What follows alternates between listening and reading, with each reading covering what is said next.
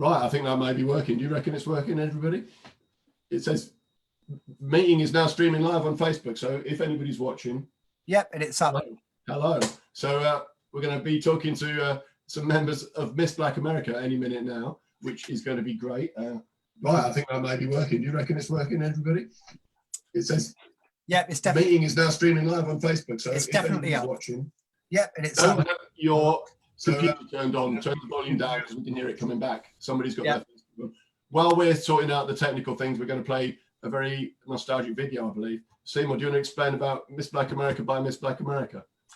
So this was one of the first songs we wrote, I think. Was it like the third song or something, Mike? It was early. It's all quite a blur. Yeah, I think I think this was the first thing we wrote as a band once Neil joined us, because we'd already written "Don't Speak My Mind" and "I'm Not a Virgin," and then Neil came along to a practice and we wrote this one there and then. I think we probably had the bits before. Yeah, we had little bits, didn't we? Yeah. It says on the blurb for the video that you did it for a £500 DIY video and so on. I don't know if that's right. Yeah, the video is really good. Our friend Ben Miles, who was in the Exile, he came along and toured with us, and he just filmed us and then put this together, and it's a great video. It's not a very good edit, unfortunately, because we made such a big deal about this song being kind of a big hit single, and our record company, Integrity Records, wanted it to be massive. So they insisted on it being 3 minutes 30. And I can't remember, Mike, were you there when we were editing it for the single version? Because it got I was. It got nasty, didn't it? Yeah. So we had Integrity Records on one side of the room and Gavin, the producer, on the other.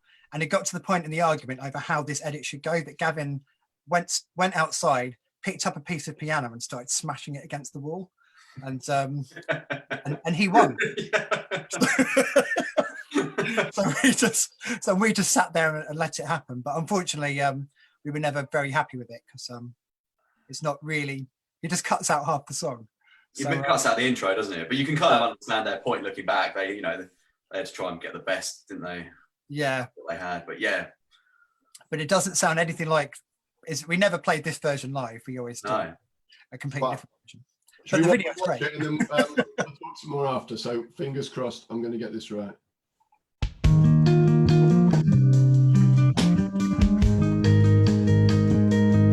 It's the wrong video, Rosey. After all that, I'm going to get it right this time. Hang on. This is the best start to one I've done. Here we go. This is the right one, everybody who's watching. It will give people time to get in and laugh at my incompetence. Right, share screen. This one. Fingers crossed. Yes? I am.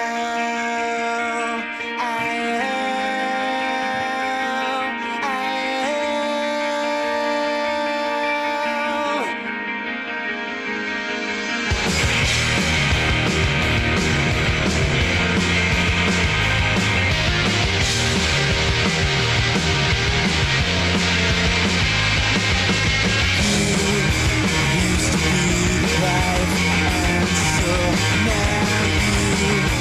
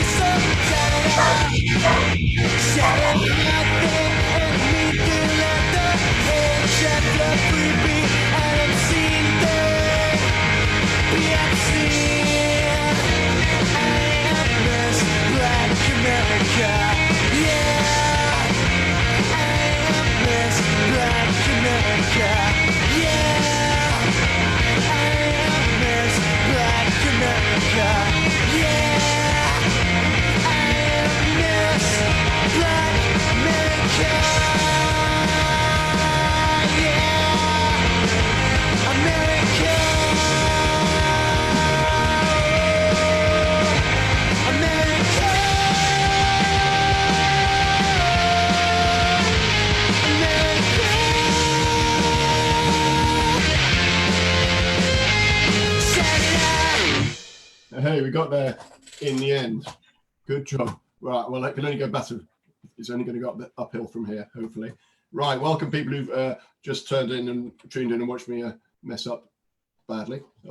We're talking to Miss Black America this afternoon on the occasion of the release of their Peel sessions, which we'll talk about in a bit. So we've got Mike and Seymour from the band. We've got Gish watching. He just sent a little message in saying hi. So if he wants to join us, he's got the code and he can join us if he wants to.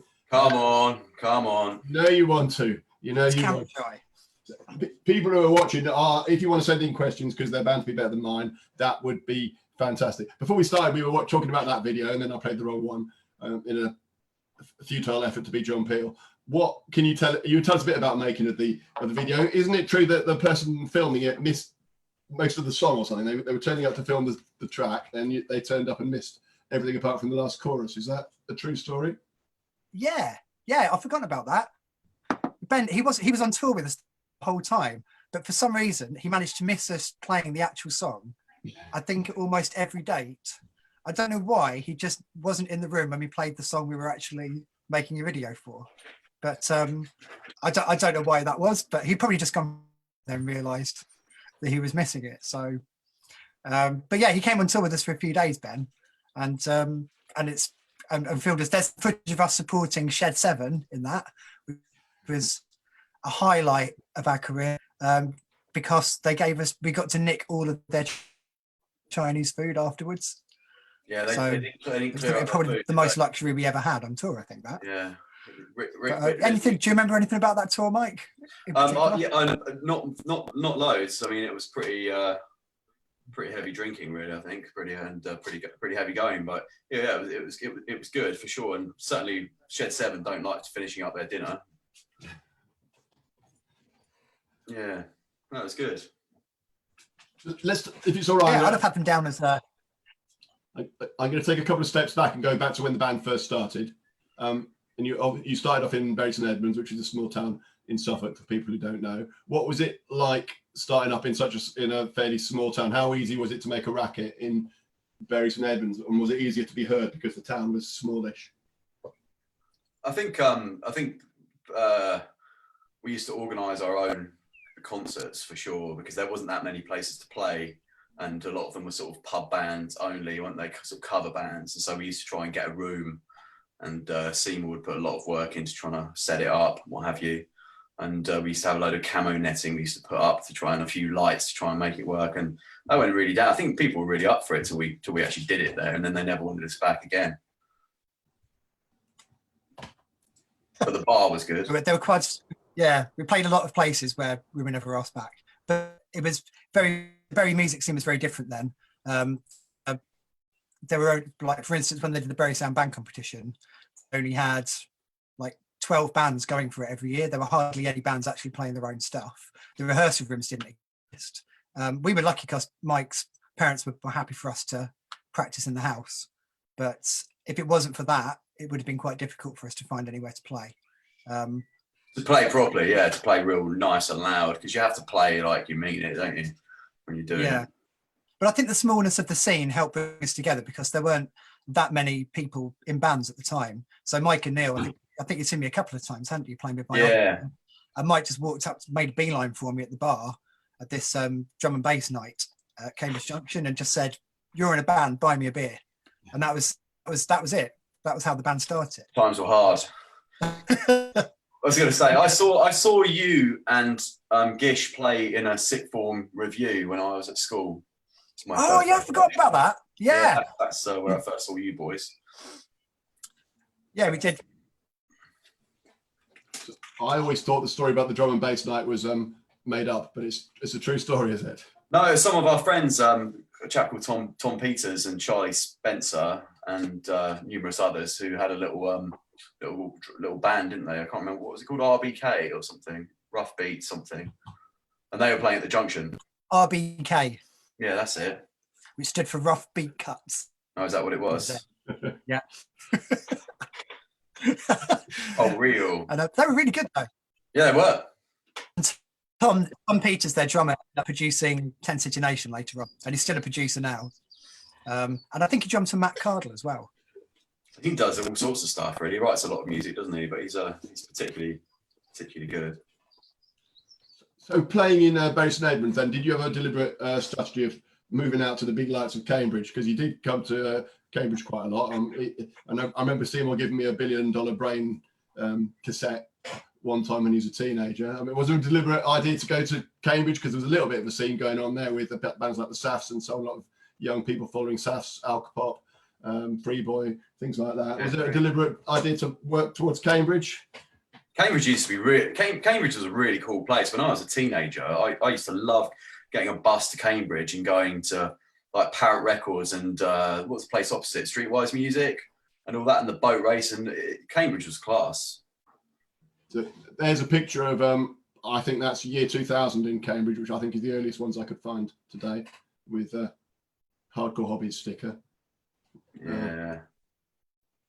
There's a more. There's he's all of you playing. I think at the same gig. I've got this as dated as 2000. If anybody's watching that can confirm it, that would be good. Oh wow! Back in the That's the Portland, isn't it? That is actually old Portland gig room. Yeah. Yes, indeed. If I flick the pictures, can you see the other one? Did you see the next one now? Or does Yeah. So that's the same sort of thing, isn't it? But you seem to love that top, Seymour, because I've got loads of photos with you wearing that shirt. It fucking stank. It was disgusting. I'd have like one top that I wear at every gig for a whole tour, and I think that was that particular top at that time. It was awful. Is that a sweat stain down the front as well? Yeah. That's so gross. Look at Baldwin though. He looks like he should be in a new metal band. That's proper grimace. That's skateboarding, isn't it? Skateboarding. Skateboarding is not a crime. Oh, that's it. Yeah. Not a crime, people.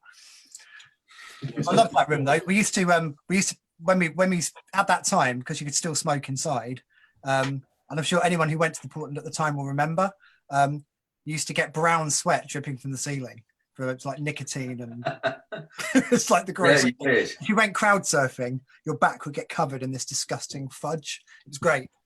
So that's why all the pictures in the Portland, I can recognise them instantly because of the brown colour of the roof. Yeah. Yeah.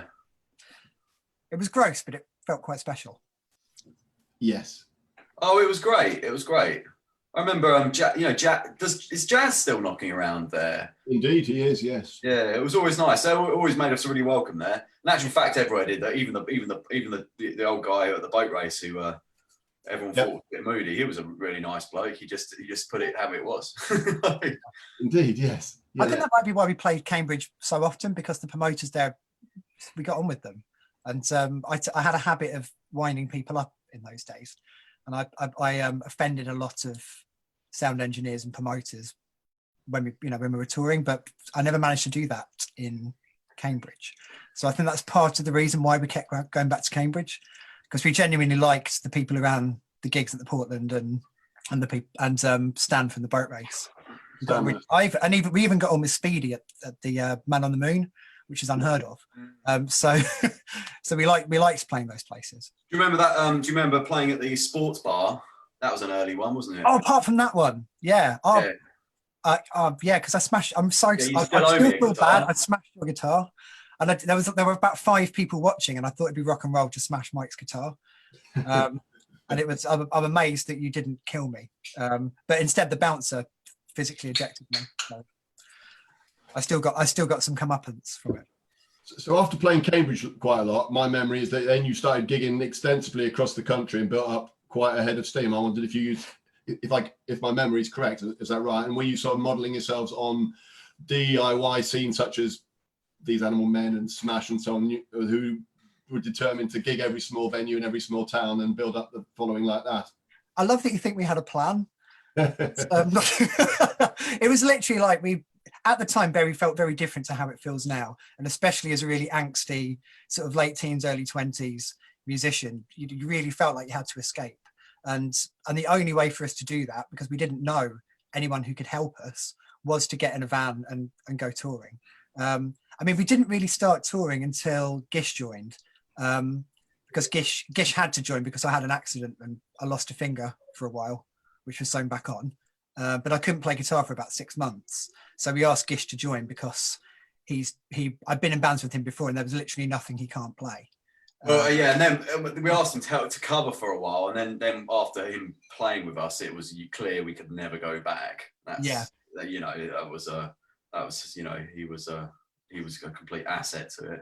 Yeah, and especially once we started playing, once I could play guitar again, that extra dynamic of being able to play off of each other, we couldn't go back to not having that. Like Mike says, you know, it's and actually Gish and I, all of us, we wrote really well together.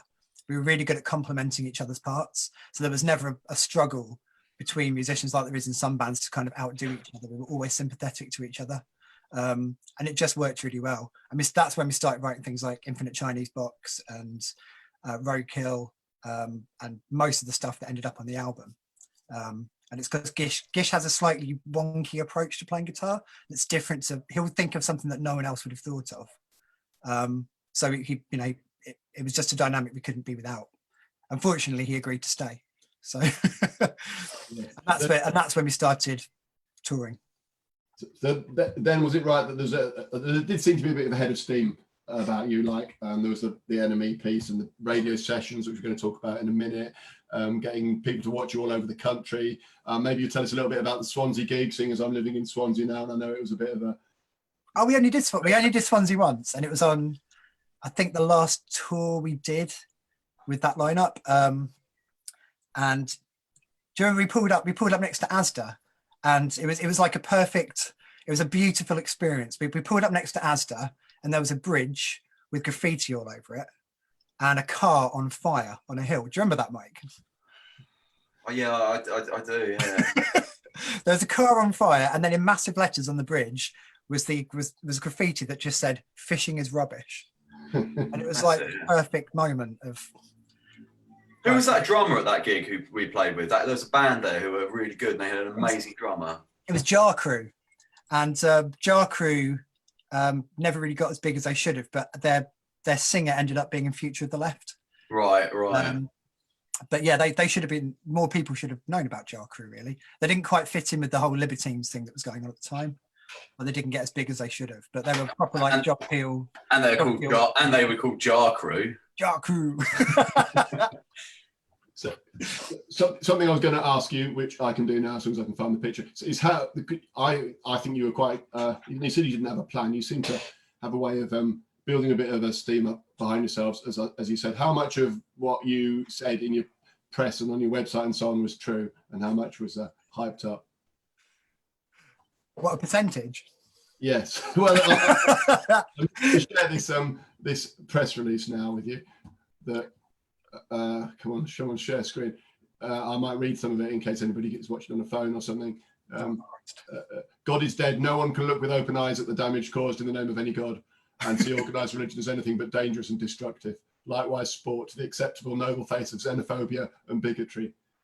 And then there's a fantastic review that somebody called Jessica Holland has written from The Fly 2001. And then there's a bit about the Dandy Warhols being completely blown off stage by you. And then a quote from The Independent. And there's a quote from me. There we go. Yes, I just thought that was interesting. I don't know what you were releasing at that time when you put that press release out. Probably. Oh, that was the Adrenaline Junkie EP. That was the one we did with a repeat. Yeah. It's So I'm just reading this. It's I was committed, wasn't I? You certainly only were.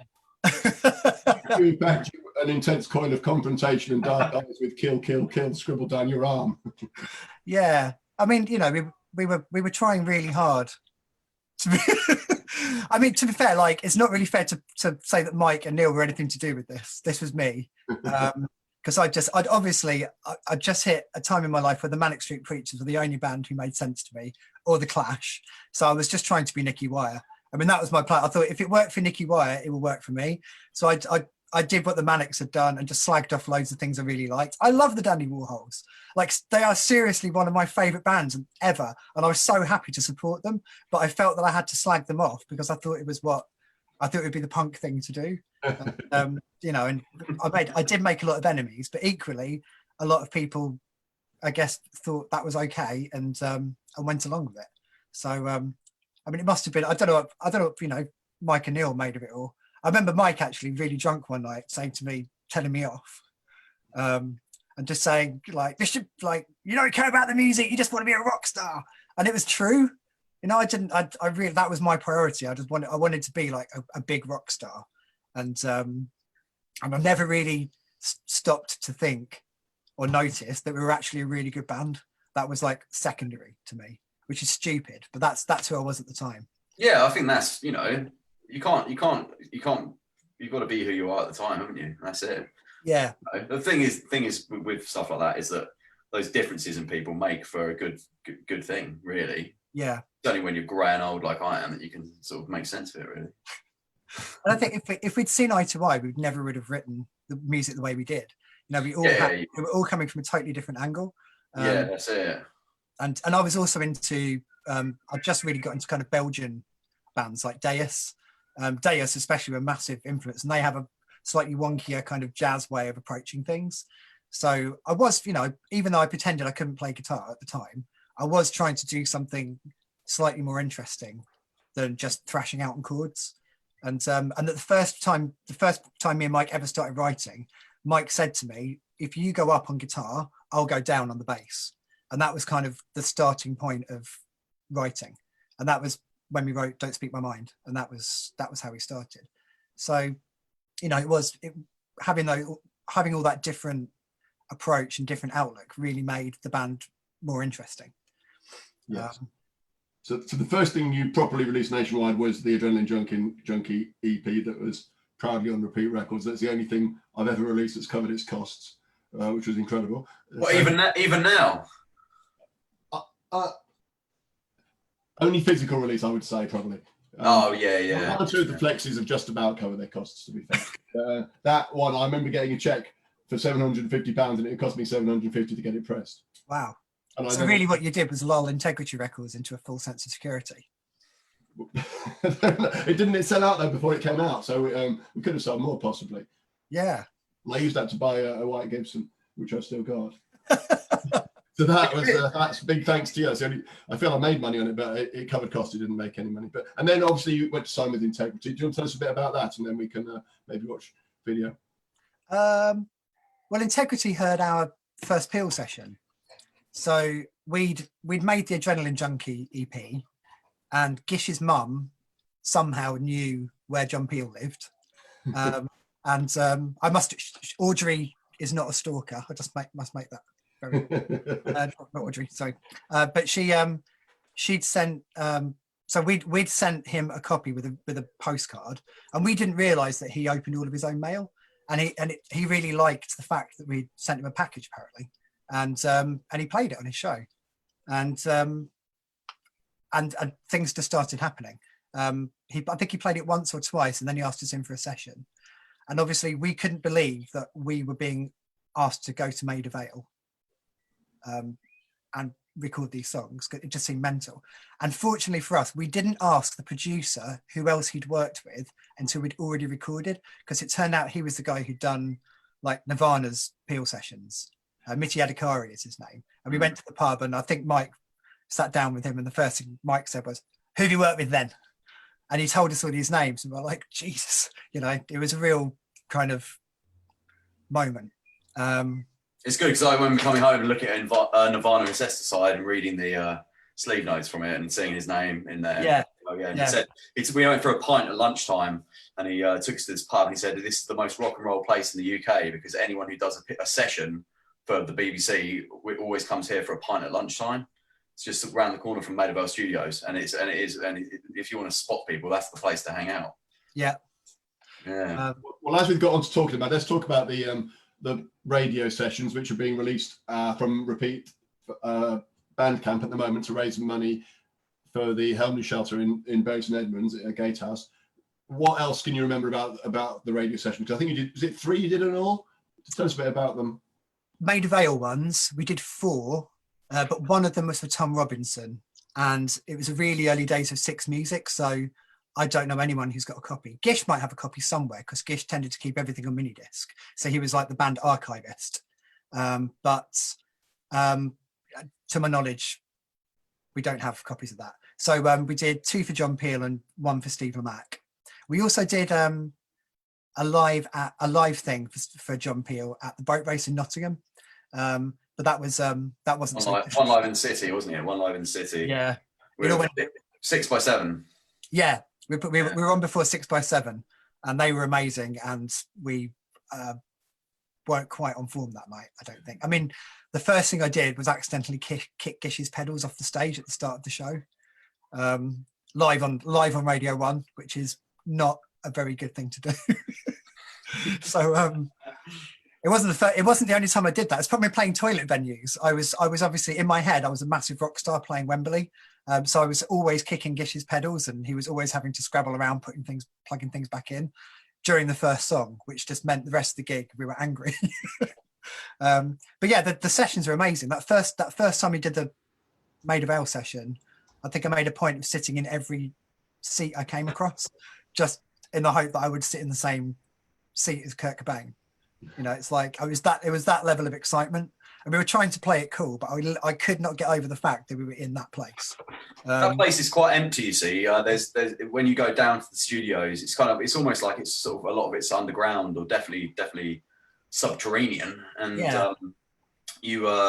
It seems empty. There's big corridors with not much going on, big orchestral rooms empty you can just walk into. And at that time, the security, you know, people didn't have to worry as much as they do now, and you could just float around the place nosing, couldn't you?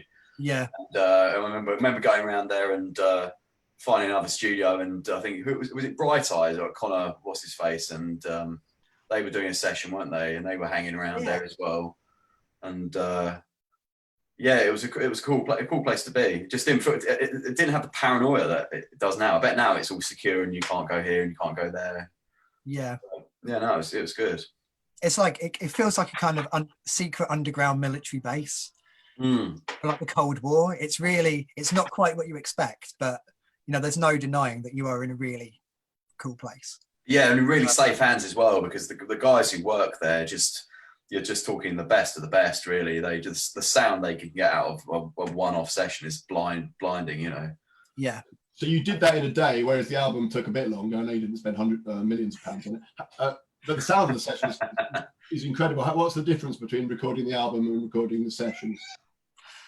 We just made this mistake that loads of young bands make of, you know, a record company comes along and they give you some money, and you know, we felt the expectation was to go in and, you know, make a production masterpiece.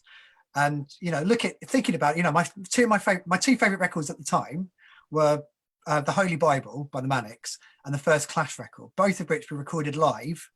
The Clash's first record was produced by their live sound engineer because they just wanted to get that live energy. And really that's what we should have done.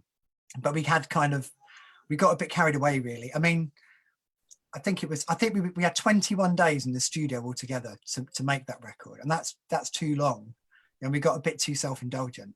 But the other issue with it was that we didn't really have, you know, sounds that we were happy with and wanted to commit to. Like, I didn't own an amp that was any good. I didn't own a guitar that worked, so we were hiring equipment, trying new things out as we were making the record. So it doesn't sound consistent. It's quite a hodgepodge of sounds because we didn't know what we were. So really, if I could do it again, I would go back and do it with Andy Taylor and Gav Monaghan, because we got on so well with them.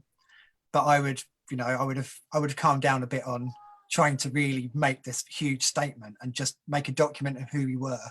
And I think that's my issue with that record. Is I know that I was trying too hard.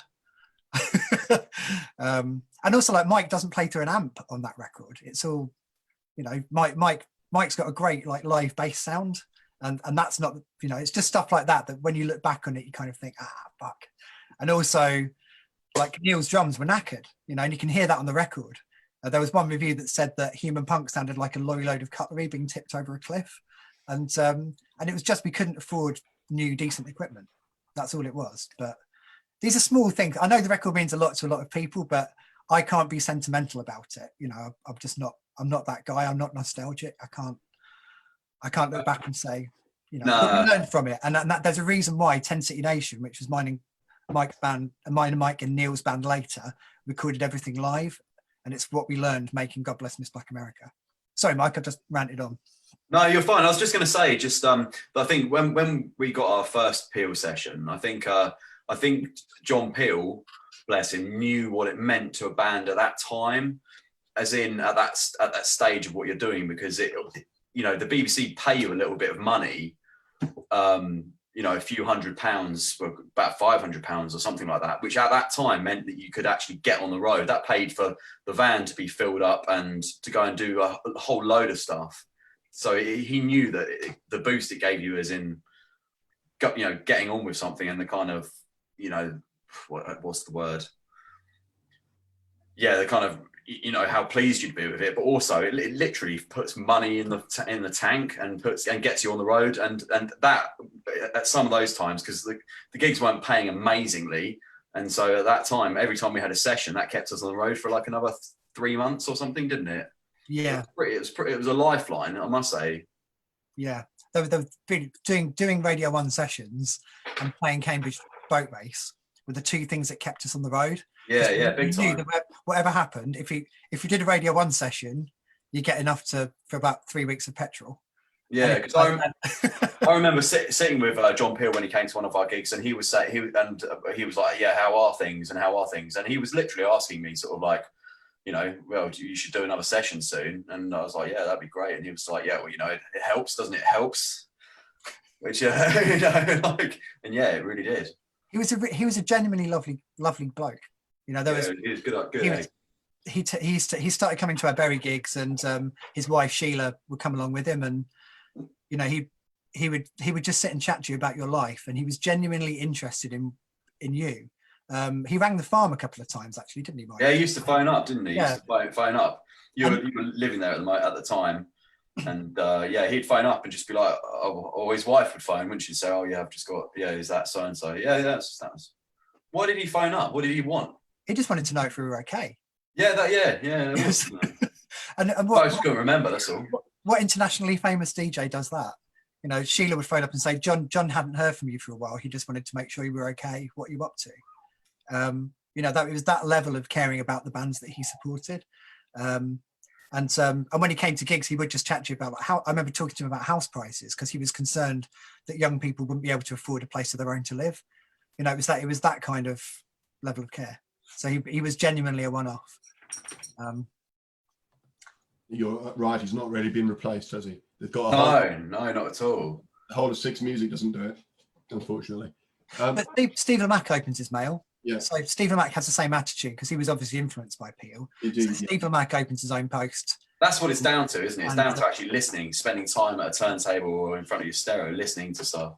Yeah. Yeah. And John Kennedy at XFM does as well. So that's why we still write people letters, isn't it? We whenever we release anything, we always write individual letters and stuff, because that seems to make a difference, rather than being a corporation that has a PR hired to send Xerox things that are the same for everybody. Yeah, I think the personal touch is important. And actually, someone told me on a Facebook comment randomly the other day, because she recognised my name and said, "Did you used to be a Miss Black America?" And she used to work for a press listings company, and I'd fax them our live dates, and then she'd get them printed in like the Guardian and the Independent and stuff like that. And I used to fax back saying thank you. And apparently we were the only band who ever said thank you, ever. Like the only one. And no one in the office could believe that we had said thank you. So that kind of stuff does make a difference. Yes. So you got signed, you did the album, you did some radio sessions. What about the NME piece, which I'm going to share here with the ice creams? Oh, fucking hell. I knew you'd like that one. The thing is, like 10 minutes earlier, we'd gone to Trafalgar Square and done some really good portraits, and they used them in the online version, and it was us looking moody next to some lions, and then they took us to Buckingham Palace and said, "Do you want an ice cream?" And obviously we were really hungry, so we said yes, and then this is what happened. I don't know, but I mean, it's, we had an on piece, and that's really cool. I have no idea what I was talking about in that piece, so that's just total gibberish that I'm talking in that on piece. But Neil gets a really good quote at the end and makes it sound cool. So nice one, Neil. Well, it changes everything. So after that, you seem to play some bigger things like I've got some pictures here that I'm going to show, if that's all right. Strawberry Fair and the Anti-Nazi League thing you did in Manchester. So maybe we can talk. If I show them up, people, you can mention anything you remember from them. I don't know whether I went through my old photos today, and this is what I found. So here, I think that's Strawberry Fair in Cambridge. That is. If Gish was here, I was going to ask him if he still has that coat, because along with the t-shirt, that is one in all the photos I've got. He's probably, I think he's less of a junglist these days. Right. Look at Gish's trousers; they're massive. That's amazing. There's actually a band. There's a guy called Theo Morris who was in Voter Colonel and Janet Street Slaughter. He saw us at Strawberry Fair and wrote a song about us called "Miss Black America, You Make Me Want to Use Moisturizer." And we do look pretty terrible close up in those pictures. This picture, I must have been clambered on the stage. It looks like you got a load of people watching you, so there was obviously something going on about you in Cambridge anyway. I can tell that's Cambridge, the church spire in the distance. I never really understood why people in Cambridge really went for us. I think it was after we won the Bury Sound band competition, I think. And for some reason, once we'd done that, our Cambridge gigs were always sold out. People brought their own flags, as you can see. Look at that. Someone's made their own flag for you. That's amazing. I'm trying to work out if I can work out who someone is. The guy in the blue coat is Zach. Right. He was at a lot of gigs. The girl next to him, I think, is Laura Strand. We got to know, we saw a lot of faces coming to those gigs, and they come again and again and again to the Bury gigs and the Cambridge gigs. There's that shirt. That's me trying to be Jim Kerr from Simple Minds. Yes, with the shirt again. T-shirt's still going strong, isn't it? Yeah, you got to milk it. When you find a look you like. So then I found a few. I couldn't find the actual poster for the Manchester Carnival you played. I remember I organised a coach up from Cambridge to see you play and obviously support the cause, Rock Against Racism, in a massive park in Manchester. And I remember I sat next to Greg McDonald most of the way, and he told me about all the different haunts that Morrissey had hung out in various times. So that was very educational for me. Unfortunately, it was such a big demo. Well, fortunately, it was such a big demo, but unfortunately, you played first. So we arrived at the park just as you were putting your instruments down. So I haven't got any photos of that. We made the mistake of being early because we were supposed to play later. Yes. We arrived early. Yes. The march was held up, and another band was held up. So they told us we had to go on to an empty field. So, and it was, as we finished, the field filled up. So that was 2002. That was. Yeah. But I got to meet Billy Bragg backstage, so it was a good day. The only website that seems to have a record of it is the Doves website. They seem proud of having done that up. There we go. So there's also this on Getty Images, which they haven't got any of the band playing, but they've got that of you. Oh, wow. That's quite a good one. But if you want to buy it costs £375. I accidentally got it. But you do look, it looks like you just jumped off the stage. There's nobody still on the stage. It must have been afterwards. I think it was. I think I just noticed that there was a photographer and jumped down and got him to take my picture. Look how sweaty I am. That's disgusting. What's nice about those gigs is it's all ages, isn't it? See, the people watching on the bar are really young kids. Yeah. I mean, we did a lot of live music, no racism stuff, and it was it was just an easy, it's just an easy message to attach to what you're doing. We were touring anyway, so taking the Anti-Nazi League banner with us just seemed like the right thing to do. And you know, at that time, the BNP were making a lot of headway in a lot of areas, and you know, unfortunately, there are still people who believe the same things, who are still spreading the same message. Yes. But a kind of casualty of music becoming more apolitical during the last 15, 20 years has been that people don't really address it, or not as many people address it in the same way they used to. And so yeah, I think this photo is probably from the boat race. Probably, yeah. But it's, yeah. I do remember you took the banner on tour with you, and it appeared on your album as well. Yeah, that was at a community centre in Bury St Edmunds. That's our camo netting that Mike talked about behind us. We could play anywhere and make it look cool by putting up Mike's camo netting. So that's what we did. So you can't really see that's just like in a really boring community centre room. So that's the joy of it. And there's the banner again. When I moved between houses in Cambridge, I gave the banner to someone to look after carefully, and I can't remember who I gave it to, and it's lost, unfortunately, because it had lots of signatures on it. You got fans to sign it, and also ADF and so on have signed it as well.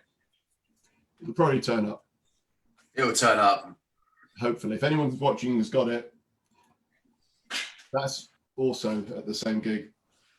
He's a guitar hero. Look at him. Look at him, yes, indeed. What? So, at the height of your fame, which is probably about the period of the album, would you say, you released a Infinite Chinese Box, which maybe we'll watch now. I know I accidentally started watching it before. Can you tell us anything about that song or the video for it or anything like that? I'll tell you something about that song. Yes, please. Seymour there thought it should be a B-side, whatever one of them is. Did I? And, yeah, you did. And then we stuck it on the end of the cassette for integrity, and they said, "Oh, that's the best tune. That should be your first single." And they were right. And they were right. Yeah, I'd forgotten that. What was I talking about? It's a brilliant song. I mean, like of all of the tracks that we recorded, you know, around that time, I think Infinite Chinese Box is the one I'm proudest of. And it's what I love about it is that we were absolutely like, we were so good at bouncing ideas off each other when we wrote that song. And Gish, when we were recording it, Gish and I would go back to the hotel room with a little 4-track recorder and try guitar parts out over the top. And you can hear that on the record. There's like, I'm doing a thing on a guitar that sounds like a piano, and he's doing this spooky thing over the top of that.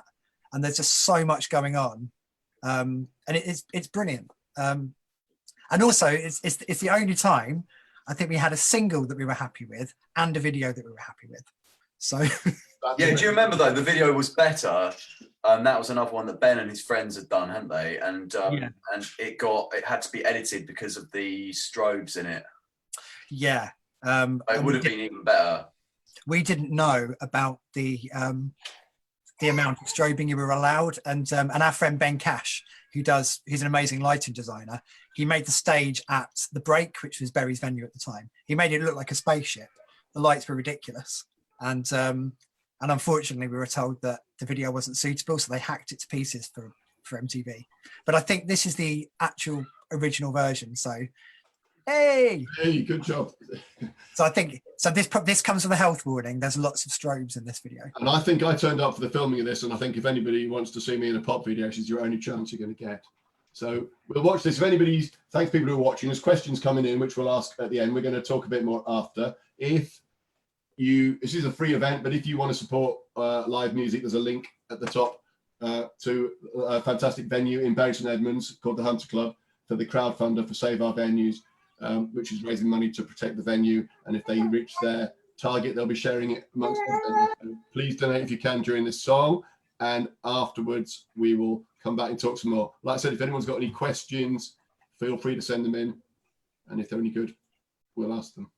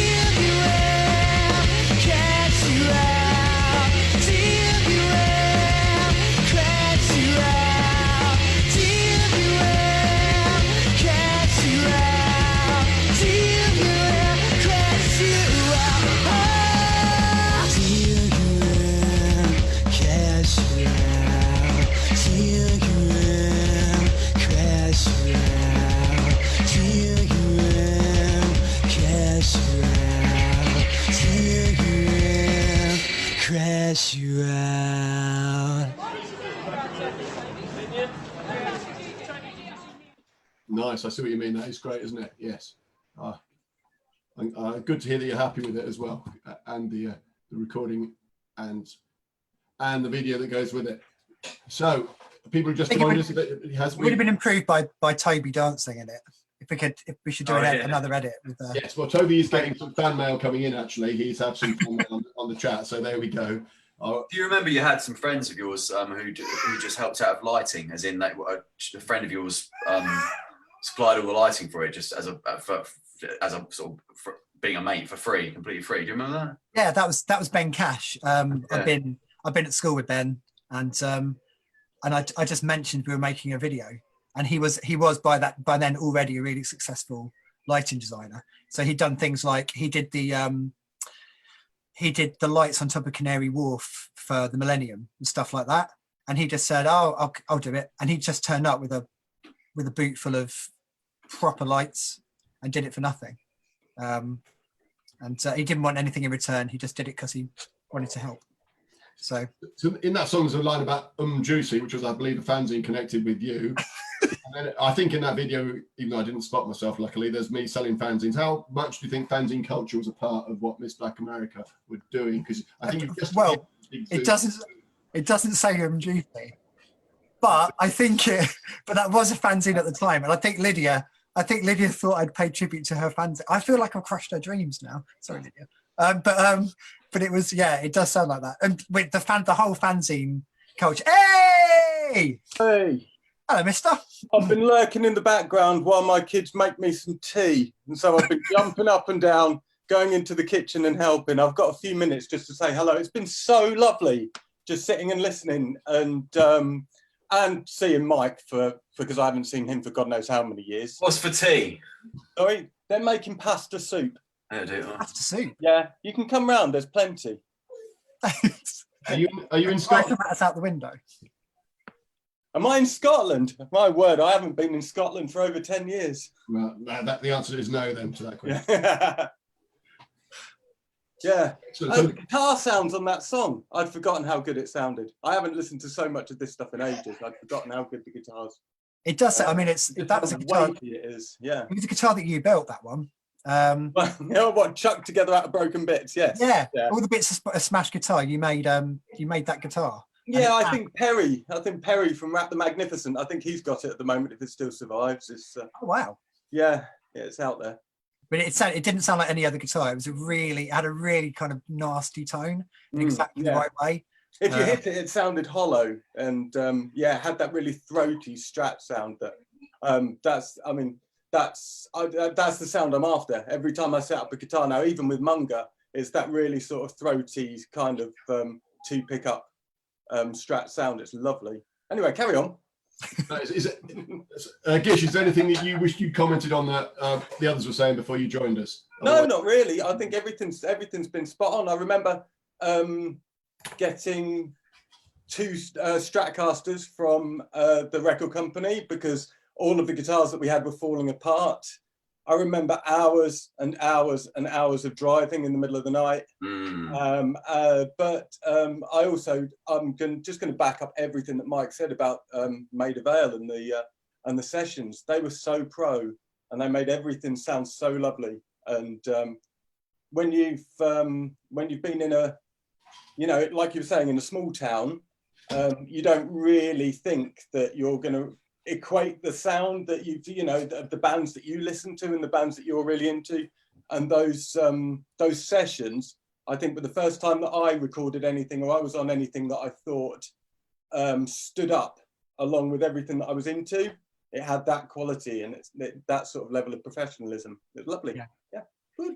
We didn't know about things like mastering. The Adrenaline Junkie EP isn't mastered. I don't think we even understood what that was. So to go into Maida Vale and suddenly hear what we actually sounded like was mind blowing. There was something else I was going to say, Gish. No, do you remember with that the Adrenaline Junkie EP? Is that we went and recorded it, and they had a guy who was Yeah, not too good behind the desk, and he lost everything. Do you remember that? He recorded it all maxed out, didn't he, in the red? Was that over on the coast? Yeah, that's right. Because I don't want to be too specific about. No, where that's it. Because And then we had to go back and redo it all. Do you remember? That's right. And we had to sleep on that skanky floor. And it was. They had Cupboard Guy. Do you remember Cupboard Guy? Say that again. Do you remember Cupboard Guy? They had a guy who lived in their cupboard. He had a sleeping bag in the cupboard, and I can't remember his name, but he was like their security guard. Yeah, that was a security bloke. Yeah, it was a great place. So, are you all now living in Bury St Edmunds? Is that the case, or in Suffolk? Nearby. Let's say nearby. So, I wanted to ask you something about that because I was. Is there something that you think brings people back to a place they call home, even if they've criticised it quite relentlessly when they were young? I noticed Seymour was living in London and he decided to come back to Bury. You did famously call it a stuck-up nothing town where you can rot away in eternity of boredom, is how you described Bury. And Mannix talked the same about where they came from. They've ended up back in... I was talking bollocks, wasn't I? It's a really nice place, but at the time it seemed... The right thing to do is to say, I hate everything. I hate where I'm from. It's boring. I'm going to be a rock star. Bury's an amazing town. It's a really lovely place. Well. Definitely pined for Bury. I certainly did. I mean, I like Rosey said, I moved up to Scotland. I came back to Bury. I moved down to Bournemouth. I came back to Bury. I moved out to London and I came back to Bury. You do just, it drags you back, whether it's family or whether it's, I don't know, something about sort of staying linked with your roots or something like that. I don't know what it is, but it does with me. It drags me back. Yeah. Yes. Well, with me moving back to Wales as well, there is a thing that drags you back to where you were at a certain point in your life, possibly. Do you miss Cambridge, Rosey? Do you miss Cambridge? Well, until recently, I was going back once a month to do gigs and stuff and use the studio and so on. But obviously, it's the longest time I've not been to Cambridge for 30 years. Right. I can't go up there. So I miss people there, yes. Yeah, people. A place is all about the people, I think, for me. Yes. I mean, I like Swansea because I love the place as well, because I've got the beach and the valleys and everything. And there's something about Bury and East Anglia that's not like anywhere else in the country. Yes. And, after touring, we did. I think we did at least 200 gigs during, that tour, that endless tour that we did. And it was, I realised that Bury's really nice. It's good to go away, to live in different places, find out what you make of them, but nothing really compares to Bury for me. I love it here and I wouldn't leave again. I think that's right, isn't it? Going away to find out and then come back. Yeah. Rather than staying there all the time, I think, personally. So there's a few more questions. We've been chatting for an hour already. It's really fun. That's why it's gone so fast. There's some questions people are coming in from people. If you want to send a question, it's best to do it as a comment on the Facebook video, because otherwise I have to click to another page. But I have seen the one that's coming as a message. So let's ask people's questions, other people's for now. Where did the name come from? Somebody asks. I think I know that one, but I'll let you answer. It was, we wrote the song first, and I named, it was taken from two things. As Curtis Mayfield had a song called Miss Black America, and Alec Empire from Atari Teenage Riot had an album of the same name. And I got into both of those things at the same time, so it just seemed really obvious. That was a brilliant band name, and I liked the message of Curtis Mayfield's song about being proud of who you are, and I liked how angry Alec Empire was about everything. So it seemed to fit nicely. Right, excellent. Here's a three-part question. I'll ask one part at a time. Actually, from Blair, which you sent a really interesting question. Have you got a favourite B-side that didn't make it onto the album, and also maybe a least favourite of your B-sides? Pub Rock Coma. Yeah. Actually, the White Noise Inc. White Noise Inc. should have been on the album. And least favourite. Oh god. Well, how many do you want? I don't know. Yeah. I think Seymour's got a thing about B-sides, haven't you? Definitely absolutely. Look, Ma, Top of the World. That's my Miss Black America anthem. That's the only, Yeah. the one song. I mean, I've that and Infinite Chinese Box are the two that I think I'm most proud of out of all of them. And Look, Ma, Top of the World is the one that I don't feel a little bit queasy when I listen to. It's really sort of, it's there, and it's stood the test of time. I wish that was on an album. Least favorite, I think, a couple of that Liquid Silk song and Smiley on Fire, the ones that we were writing when later on, the ones that have popped up on that collection of or on the later sessions. I think I like the first album songs and everything that led up to that. I think after that it wobbled a bit. Right, to continue Blair's questions, and the bit in Human Punk that quotes Message in a Bottle by the Police, were you big Police fans, or was it done ironically? Oh yeah, Seymour loves Sting. Fucking hell. It was just, that's a classic example of things you learn the hard way, is don't put an in-joke on your album. It was literally, when we played it, I think Gish like sang in my ear when we were playing it at one practice. He just sang the sending out an SOS bit. So I put it in the song and kept it there forever, which is just stupid. I think I didn't learn anything from the EP and put it on the album version as well. I mean, it was just a bad joke, really, that it could have done without. Yeah, but when we played it, people sang that bit back to you. I think for people, it was an in joke that that few that used to follow us about and come to all the gigs, the nice ones, they all enjoyed the joke as well. It's not such a massive regret. I always hope that Sting would complain about it, and then he'd try and sue us, and then we could settle it in the Thunderdome. If he tried to sue it, that would have been very interesting. Also, the early Peel session of Tour Card is a lot slower than the album version. Was that a conscious decision to speed it up, or did it just happen naturally? Everything got faster. I remember being told off by Mike quite viciously one evening because I'd played. It was one of those gigs that we did at the Corn Exchange, and I think eventually we were quite. We wanted songs to be over with. We wanted to get things done, and songs just got faster and faster. The whole gigs got faster. Neil Baldwin can't count. That's it. Yeah. Yeah. In his absence, let's say that, shall we? It was we did it. I think Tour Card was quite. We could never get the timing consistent, so we did it to a click track.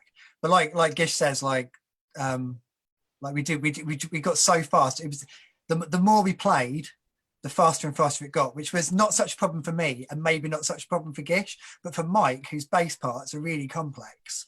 It got ridiculous. I remember doing Infinite Chinese Box, and Mike's fingers were literally like that, and he had this look on his face of fuck's sake, like night after night, because we were just It was White Noise Inc. that I think did you in, Mike. I think it was like, the gigs maybe as we were playing, and then we'd always stick that song at the end, and we'd always have sped up through the course of a show, and then that one would just it was always my fault because I started the song, and then it would just take off at 200 miles an hour. But fortunately, we didn't do that on the Peel session. So there's a question just for Seymour, and the question is: Glass, Patrick, or Quigley? Quigley. And it's an in-joke thing because Seymour Glass is the name of a character from J.D. Salinger, and I actually dropped the Glass part when I got really told off by a man whose surname was Glass. It's a Scottish Jewish name, and he felt very strongly that I was guilty of cultural appropriation, and he was genuinely upset when he found out it was my real name. So I dropped it and went back to my real surname. So he missed the sorry Glass. for that. Yeah, I didn't even know it was. I didn't know. I just thought it was I liked the book, so I nicked the name, but I never thought it would upset someone, but it did. So. Do you all have a favourite track, Miss Black America track? Overall favourite? I think Gish has already said that. Don't know, actually. That's really hard. Infinite Chinese Box is my favourite recording that we did from like the studio recordings. Oh, like Personal Politics, I think. Yeah, the session version of Personal Politics was listening to that when we just tracked it in the Maida Vale session was really magical. Yeah, so I might go for that one. Wait, what about you, Gish? Or have you've already answered? Yeah, Luke Mar, top of the world every time. Like I said, What is that the B-side on again? Miss Black America. Yeah. Oh, And you're right, it should have been on the album. It's madness that that's not on the album. But there you go. Dogma was really good as well. Dogma was a really good B-side. Your guitar parts, Gish, are really beautiful over the top of that. I can't play it in my head at the moment. I can't remember that one. Don't sing it. So these tracks are on Spotify, aren't they? Yeah, later. Yeah, Are these tracks on Spotify, the Integrity singles? they are. Yes, if people want to hear them. I have got a few 7-inches left as well of quite a lot of the Integrity singles. If you look on the Repeat website and delve around, you'll find them if anybody wants them. But more importantly, it's the session tracks which are raising money for Gatehouse in Bury St Edmunds, which is a food bank, which is obviously doing particularly valuable work at the moment, where people are desperately hungry because of being unable to work and not being properly looked after by the government and so on. And we've been talking for ages. I'm going to shoot through some pictures I found, if any of you want to comment on any of them, feel free. And then we watch a video, and then we'll be the end if everybody's done enough. So I found these photos lying around somewhere. So let's hope it works. So I don't know where that is. I think that might be the Man on the Moon, but I don't know. No, that's upstairs at the garage. Right. On the tour. In fact, that was the launch party. I've got a date for that somewhere. So the reason I thought it was a Man on the Moon, I remember you hanging that flag up at the Man on the Moon, and an American serviceman tried to attack me and you because we were disrespecting the flag. Do you remember that? Vaguely. Yeah. Well, don't be that worried. That is the Portland because of the roof. Yeah, that's more beautiful than I remember. That roof. Look at that. And it's got some writing on your fretboard. I don't know if that helps with your guitar playing. I think it says Rock Machine. Rock Machine, excellent. I don't know where that was. I've got it as Boat Race, actually, 2001. I used to love playing at the Boat Race. I remember that was absolutely amazing place to play. Such a shame it's not there. Yeah, that was our place, really, wasn't it? I think more than any other venue. The Portland is somewhere that I've played with every single band that I've been in. I think the Portland one over and over and over again. I've always gone back to there. Yeah. These are all from the band competition, which I think was in Cambridge, and as all that's back at the Boat Race. There's a tradition that the best bands never win the band competition in Cambridge, and I think you stuck to that tradition. There is, I think, and that is the Boat Race, isn't it? Yeah. That's Junction. Yes. Yeah. I'm flicking around a bit, and this is Christmas Party 2002. Repeat Christmas Party. All right, that's my grandma's T-shirt. Was it? Well, she wasn't at the party, so she could spare it, I guess. So yeah, I didn't expect to find that one, and that's a later one, but I just put that on because I wanted to know whether you could read what you've written on your T-shirt. Oh, that was taking the piss out of the headline band Kinesis, who had slogans on their T-shirts. So we wrote our own slogans on our T-shirts that night. Mine says "Shop fitting is kind of creating." I can remember it was. That is the video shoot, actually. Oh, right. I don't know whether I took that. I just found it on my photos when I was looking through. That's a good one. And there we are back in London, I think. Yeah. I'll just flick through the. Is Bury really the new Seattle? Oh my word, that quote. Oh my days, that followed us around. That one sentence followed us around, didn't it? It was a beautiful example of John Peel's humour being misinterpreted by everyone else. Because he was just joking, but there's press release. We looked at that. Yeah. I was going to say these press releases, those one sheets that you used to send out, are absolutely legendary. I've been in touch with promoters recently who have reminded me of these tirades that used to arrive as a way of saying, can we have a gig, please? And then, there's masses of quotes and references and everything like that. And quite a few people have said how you did it properly. There was no way that the packages that you sent out, there was no way that any promoter could say no. I mean, it's difficult enough to get a gig with a new band anyway, but to send something out like that that's full of quotes and full of tirades and full of just everything, there was no way that they could say no to it. And then we turn up with an audience of 5 people and they realised who we actually were. I suppose to contextualise it, we were at that time, the late 90s, there was a lot of the bands were getting big around that year were kind of acoustic bands. So it was kind of stuff like, you know, Travis and Star Sailor were getting quite big around that time, I think, and it was all very nice. So it was very much a reaction to that, I think, of kind of me just trying to make us stand out. I mean, I genuinely was pissed off, and I did hate all those bands, but it was, it worked. We didn't fit in anywhere, did we? When we played with the Libertines, it was chalk and cheese. When we played with Liars, it was chalk and cheese. When we played with Parva, it was chalk and cheese. When we did all of these little scenes that were happening, I remember thinking that we did, you don't fit in anywhere in all of this. And sometimes that was quite nice, and sometimes when we've 20 shows down and lacking sleep, it began to be really frustrating because you'd do the legwork and not see an awful lot from it. And then all of these other bands just appearing here, there and everywhere, and sort of, making a success of it in 5 minutes. And we didn't really sort of fit in any place. Yeah, I think the tour that really kind of broke us in the bad sense was the tour with Liars, when we were on a package tour of kind of art rock bands, and it was the Queens of Noise were on that tour, who were part of the kind of Libertines kind of scene, and we didn't fit in at all. And it was good to do because the Liars were amazing, and it was great being on tour with them.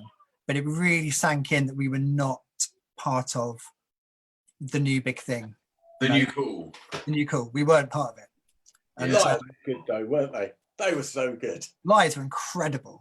I mean, they didn't give a monkeys about this scene thing, but they obviously, by that point, we didn't fit into the future anymore. As far as Enemy was concerned, and which is what happens. You can't bear any ill will about it. It's just the way it goes. So it was an odd time. So overall, what are your high points of being in Miss Black America? All of you. First Maid of Ale session. Yeah, the sessions. I think just for me, just seeing because you've grown up going to like W.H. Smith's or John Menzies and buying a copy of The Enemy, like you'd buy it and look at it, and that to me, growing up was something really important. And so to see my name at the back of The Enemy, when we used to club in and buy Enemy adverts for our tour, and seeing our name in print, that was it for me. That's the best for me. That really meant something to me. Yeah. The first time Mark Beaumont gave us a live review. He came to see us at the Bull and Gate in London, and he gave us a good review. And that was I bought Enemy anyway every week, and I opened it up and we were in there, and I literally couldn't believe it. It was that was amazing, because we were just a little band from Bury St Edmunds, and up until that point, for quite a long time, Jacob's Mouse were the only band in year, for a long time who got any kind of national press, and it just didn't seem like it was possible for us to get that kind of attention. Do you remember they used to offer reduced rates for scummy unsigned bands like us, and so we used to try and buy up like a quarter of the page. I had no idea. Just to look official. I had no idea. So those are the high points. What would you do differently if you were doing it all again? You already mentioned some of the things you could do differently. I don't know, really. I mean, I would still make the album with Gav and Andy, because that was one of the happiest times, actually, making the record with Gav and Andy. We got on so well with them, and kind of learning what we were capable of in the studio was lovely. I would approach it differently. I would want us to play live.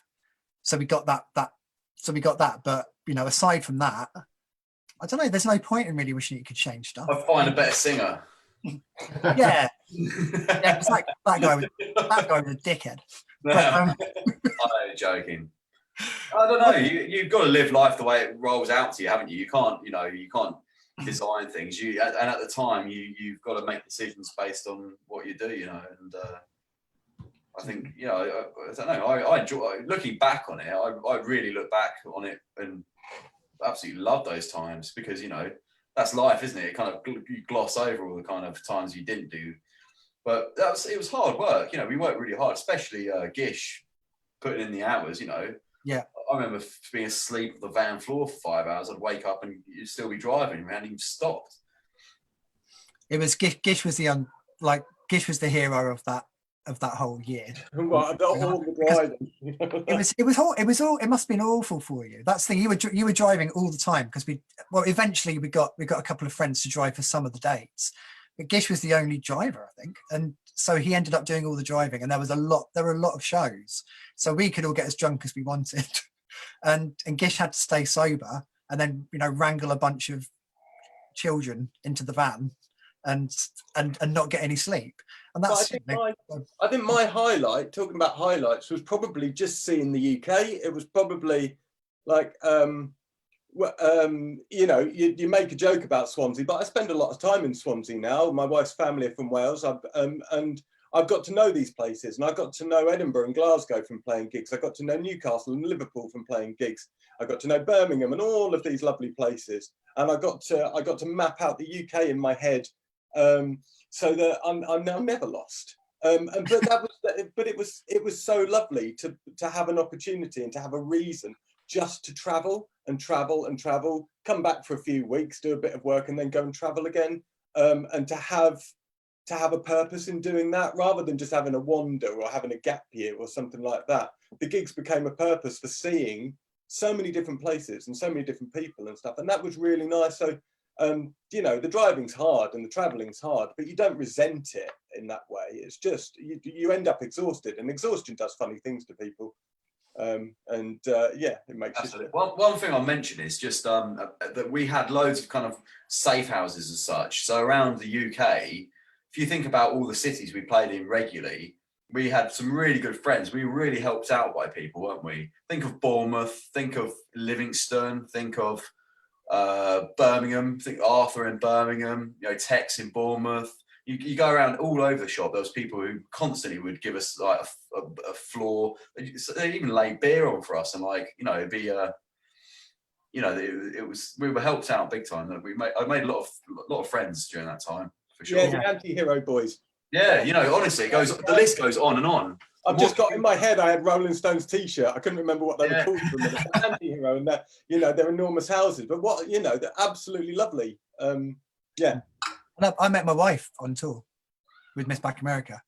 Kate used to come to see us and write about us for her fanzine, and eventually, we found out we liked a lot of the same bands, and now we're married. We've got 2 kids. So it's the whole thing. Whatever the outcome, I can't wish for a different outcome, because it's brought us to where we are now, and I wouldn't change anything, really. So when you see your ex-label mate Frank Turner playing to Wembley and stuff, you don't think, I wish that was me? It seems like a bit of a hassle, to be honest. That life, we did it. I'm glad we did it, but I wouldn't go back to it now. Is he still on integrity? Sadly for them, no. It was funny switching on the telly and seeing the Kaiser Chiefs on what was it? Was it a rehash of Live 8, or Live Aid or something like that they did? And I switched on the telly one morning, and they were there on the telly. And I don't keep track, but my weird music taste. I don't really keep track of bands and stuff. And I didn't know about the Kaiser Chiefs. And there they are on national telly in Philadelphia. That was an odd moment, because I hadn't seen or heard anything about them since they'd been Parva and we'd done some shows. So there are funny little moments, but I don't think you can say Frank Turner is an ex-label mate. I think that's that's an odd thing, isn't it? That's like saying that you've been in, you've played first on at Glastonbury on the same day that Coldplay have played, so therefore you've supported Coldplay. It's not. You have to be careful. That's exactly what I would have done in a press release. Yes, of course. Couple more questions, because we've been on for an hour and a half, and I'm sure lots of people watching. Thank you to people who are still watching. And if anyone's donated to the Hunter Club in Bury St Edmunds via the link at the top of the page, even more well done. So we'll try and shoot through these questions that are coming in. Fixing in with what we've just been talking about, do you ever see yourselves getting together for a one-off reunion gig? Done that. Been there. Yeah. We have done it. Was that in Brixton? Yeah. Yeah. I would do it. I would like to do it again, but not at 2 o'clock in the morning. That one's on the internet to watch as well. That is on the actual modern internet. Yeah. I'll do it again. You've got to get the others to agree to it. I'd do it again. Money. Another question. More Charity. how do you feel about the Terminal album? What's that? For you, really, how do you feel about the Terminal album?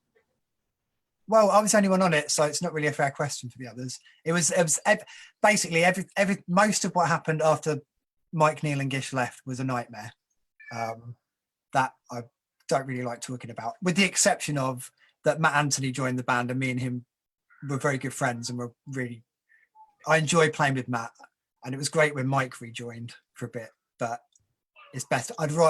Probably best to leave it at that. And have I got another?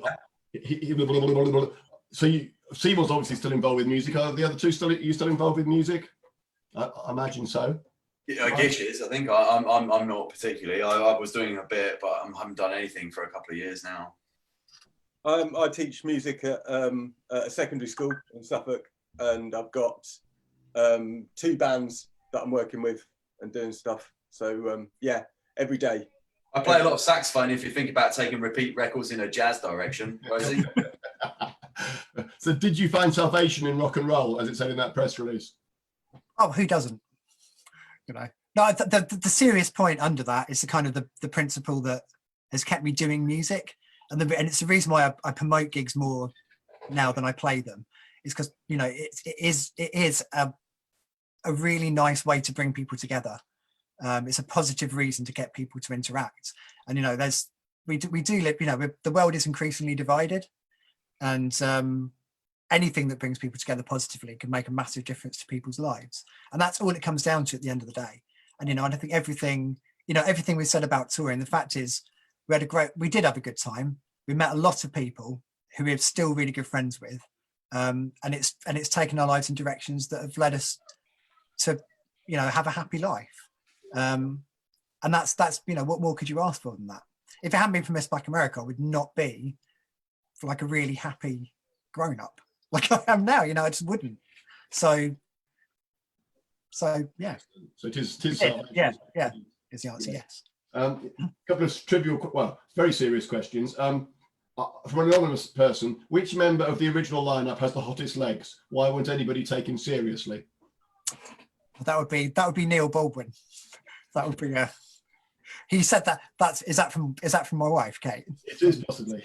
Yes. He once complained at her for some time. He won't remember this, but when they first met, he complained at her for some time about how hot his legs are. So that was And final one from me then. What's best, chips or cream buns? chips. Yes. Yeah. I'm gonna put words into Mike's mouth and say chips. Chips. Straight to the chips guy. So thank you very much. Thanks everyone who's been watching. We're going to finish with the video, which is for Talk Hard. Before we do that, I want to remind people, if you can afford to donate to support a local venue, that would be great. The Hunter Club is the one that's linked to in the description at the top of the page, but any local venue, because without small venues, you can't have any of the music and excitement we've been talking about. Miss Black America would not have got off the ground without small venues in Bury and in Cambridge and around Britain. Other exciting bands that haven't yet been formed are going to need small venues, or they're not going to happen. So please support them if you can. I know people are really short of money at the moment, but if you've got a few quid that you're saving because you're not going to work and you're not having to put petrol in the car or something, put it into a small venue if you can. If you can't afford to do that, maybe share the link for the crowdfunder.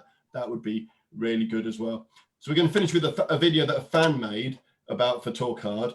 Thank heavens for that, and it's not the Talk Hard video that we made. That's disappeared. That's impossible. I'm quite pleased that was there overly ever one VHS copy of that, and it's got to be in landfill now, hasn't it? Are you surprised that you've inspired this dedication amongst fans that they go away and make a video about you?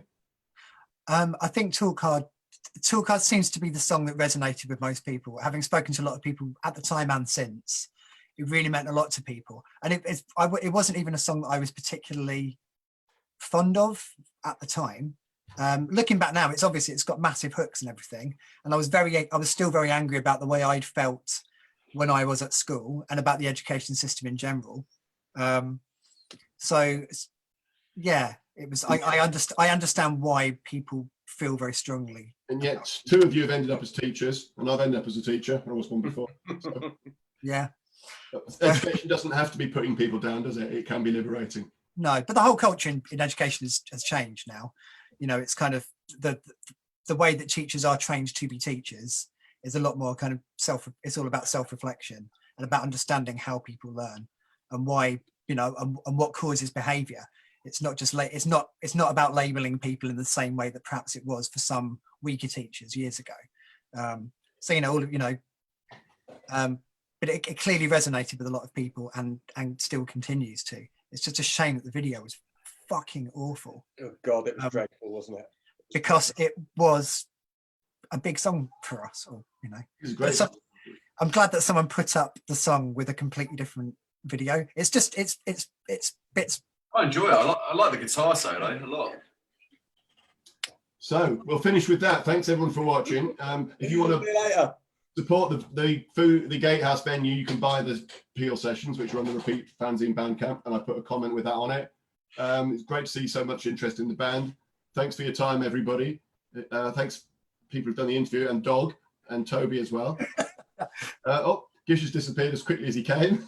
Must be dinner time. Yeah, must be dinner time. So here we go. The video for Talk Hard as it should have been. Thanks everyone for watching. Here we go. Thanks, Rosey. Here we go.